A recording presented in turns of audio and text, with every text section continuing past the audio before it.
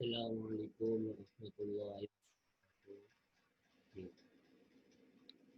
Nama saya Muhammad Mufiz bin Abdul Ghani. Allah saya akan membuat sedikit ulasan artikel jurnal mengenai laras kata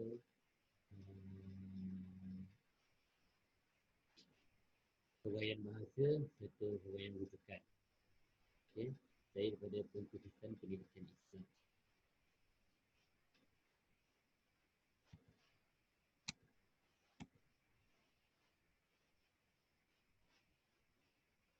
Okey. Sebenarnya tajuk jurnal yang telah saya pilih, dia ada 5 jurnal dekat sini. Yang pertama sekali, tajuk jurnal dia adalah Profil Akhlak Guru Pendidikan Islam di Malaysia. Jurnal ini ditulis pada tahun 2017.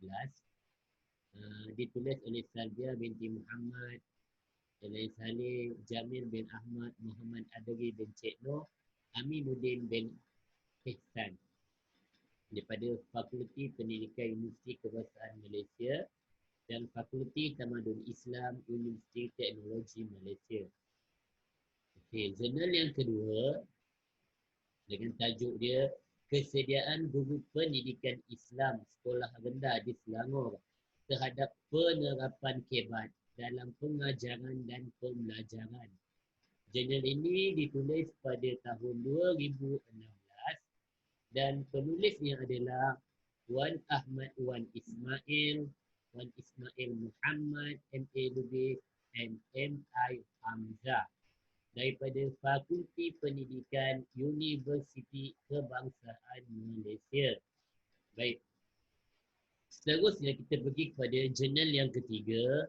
Jurnal yang ketiga tajuk dia adalah Keresahan Murid dalam Mata Pelajaran Pendidikan Islam. Jurnal ini ditulis pada tahun 2017. Penulis jurnal ni adalah Khairul Hilmi Khatib, Muhammad Rustam Ramli, Sulaiman Syakib, Muhammad Nur, Ahmad Marzuki Muhammad daripada Fakulti Islam Civilization Universiti Teknologi Malaysia Skudai Johor. Okey. Dan seterusnya jurnal yang keempat, tajuk dia adalah Personality, Konsep, Kunci dan Sumber Menurut Perspektif Islam. Yang mana pada tahun 2016 ditulis dan penulisnya adalah Nurul Hudani Matnawi dan Baharuddin Osman daripada Sekolah Psikologi dan Kerja Sosial Universiti Malaysia Sabah, bahagian penguatkuasaan Jabatan Kemajuan Islam Malaysia. Dan seterusnya jurnal yang kelima, Amalan Pengajaran Jawi dalam Pendidikan Masa Kini. Jurnal ini ditulis pada tahun 2016. Penulisnya adalah Nakuya Nahab dan Jimain Safar. Daripada jurnal ini diterbitkan daripada Fakulti Tamadun Islam Universiti Teknologi Malaysia. Okey. Okay, seterusnya kita pergi kepada analisis bahasa dan huraian jurnal 1. Bahkan Rasulullah SAW mengungkap agama sebagai akhlak sebagaimana bagi dia bermaksud. Agama ialah akhlak yang baik, diriwayatkan oleh Al-Mawabzi. Begitu juga Rasulullah SAW mengungkapkan bahawa insan yang paling baik agamanya ialah insan yang paling baik akhlaknya.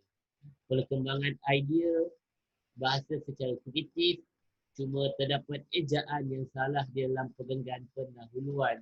Ejaan sepatutnya ialah Rasulullah dan gaya penulisan ni adalah gaya penulisan ilmiah. Jadi adalah analisis bahasa dan huraian jurnal 1. Seterusnya analisis huraian ayat dalam jurnal 1. Huraian ayat dia yang jelas, penggunaan deskriptif dalam huraian ayat menggambarkan sesuatu yang jelas dan terperinci. Penggunaan naratif dalam huraian ayat penggunaan persuasif dalam kajian ajarkan kepada orang lain untuk melakukan sesuatu seperti yang diharapkan oleh penulis. penanda wacana dan tujuan yang jelas dalam huraian ayat, mempunyai unsur susun dalam huraian ayat, tujuan, sebab, penghuraian dan hasil. Setiap penanda wacana menjelaskan maklumat baru dalam huraian ayat, pendapat kajian lain. Menghasilkan penggunaan ayat dalam penjelasan maklumat, ada kesinambungan ayat pada penjelasan fakta. Analisis rujukan jurnal 1, penggunaan format APA dalam rujukan artikel. Rujukan artikel mengikut topik. Maklumat dalam rujukan artikel adalah tepat. Penggunaan nama, tahun, tajuk dan tempat dan penerbitan adalah tersusun dalam rujukan. Penyusunan rujukan tersusun dan mengikut format yang terkini. Ini adalah analisis rujukan untuk jurnal 1. Seterusnya, analisis bahasa dan huraian jurnal 2. Artikel ditulis dalam bahasa Melayu, penggunaan bahasa yang formal, penulisan secara objektif, penulisan ayat adalah sangat jelas, perkembangan idea penulis secara logik dan gaya penulisan akademik. Tidak terdapat kesalahan tata bahasa ataupun bahasa dalam artikel jurnal yang kedua. Analisis huraian ayat dalam jurnal yang kedua. Huraian ayat disokong dengan kajian-kajian yang lepas, penggunaan naratif dan huraian ayat yakni fakta, penggunaan argumentatif dalam huraian ayat mempengaruhi pembaca agar dapat menerima idea yang baru atau pendapat yang dikemukakan oleh penulis. Penanda wacana yang jelas dalam huraian ayat mempunyai susunan dalam huraian ayat, yakni tujuan, sebab, penghuraian ayat dan hasilnya. Penghasilan seperenggan ayat dalam penulisan huraian ayat dikembangkan dengan kajian-kajian yang lepas dan ada koheren, ada kesinambungan ayat pada penjelasan fakta. Seterusnya, analisis rujukan jurnal 2. Rujukan menggunakan format APA dalam artikel. Rujukan artikel mengikut topik. Maklumat dalam rujukan artikel adalah sangat tepat. Penggunaan nama, tahun, tempat, tajuk dalam penerbitan adalah tersusun mengikut rujukan. Penyusunan rujukan tersusun mengikut format yang terkini. Ada rujukan yang tidak dinyatakan dalam jurnal 2. Baiklah. Seterusnya, analisis bahasa dan huraian jurnal yang ketiga. Analisis ditulis dalam bahasa Melayu, penggunaan bahasa formal, penulisan secara objektif, penulisan ayat yang jelas, perkembangan idea secara logik dan fakta, gaya penulisan akademik, format penulisan yang sistematik, penggunaan pendahuluan kandungan teks dan kesimpulan dalam penulisan. Gaya penulisan yang mempunyai ragam dan struktur ayat yang jelas dan teratur, menggunakan penanda wacana di dalam penulisan. Untuk jurnal yang ketiga.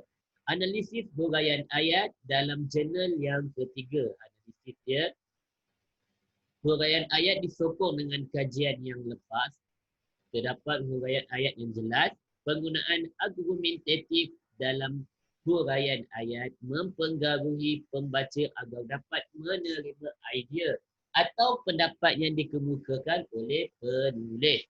Penanda wacana yang tujuan yang jelas dalam huraian setiap ayat, mempunyai unsur susun dalam huraian ayat, tujuan, sebab, penghuraian dan hasil. Setiap penanda wacana menjelaskan maklumat yang baru dalam huraian ayat di dalam jurnal ataupun pendapat kajian yang lain. Menghasilkan seperenggan ayat dalam penulisan, huraian ayat dikembangkan dengan kajian lepas dan ada koheren. Analisis rujukan untuk jurnal yang ketiga. Rujukan menggunakan format APA dalam rujukan artikel. Rujukan artikel mengikut topik, maklumat rujukan tepat. Rujukan artikel menakut input atau nama atau data dalam kajian. penggunaan nama, tahun, tempat dan penerbitan adalah tersusun dalam rujukan ini. Penyusunan rujukan tersusun dengan mengikut format yang terkini. Sumber rujukan tersusun mengarahkan sumber rujukan secara terperinci. Jadi analisis rujukan yang jurnal yang ketiga. Seterusnya kita pergi kepada analisis bahasa dan huraian jurnal yang keempat. Artikel ditulis dalam bahasa Melayu. Okay. Penggunaan bahasa dia adalah formal, penulisan secara objektif, penulisan ayat yang jelas, perkembangan idea secara logik dan berfakta. Gaya penulisan menjurus kepada penulisan ilmiah, mesej dalam penulisan tercapai, terdapat istilah-istilah yang berbeza dalam penulisan. Mempunyai idea atau maklumat yang tepat mengikut tajuk kajian, tidak terdapat kesalahan bahasa dalam penulisan jurnal yang keempat. Huraian ayat dalam jurnal yang keempat. Huraian ayat dia sangat jelas, menggunakan naratif dan huraian ayat. Ada fakta yang disokong, penggunaan penanda wacana dalam huraian ayat, menghasilkan seperenggan ayat dengan ayat yang lain, menjelaskan dalam maklumat setiap ayat, ada kesinambungan ayat pada penjelasan fakta. Okey, dia punya rujukan jurnal yang keempat. Rujukan ini menggunakan format APA dalam artikel.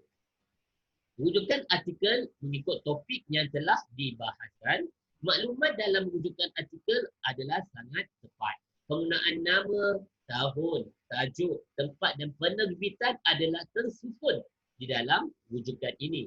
Penyusunan rujukan tersusun mengikut format yang terkini. Sumber rujukan dia pun tersusun. Tiada penggunaan rujukan yang biasa. Okey, dan yang terakhir sekali, kita tengok kat sini adalah analisis bahasa dan huraian jurnal 5. Artikel ditulis dalam bahasa Melayu, penggunaan bahasa dia adalah formal, penulisan ayat dia sangat jelas, perkembangan idea penulis adalah secara logik.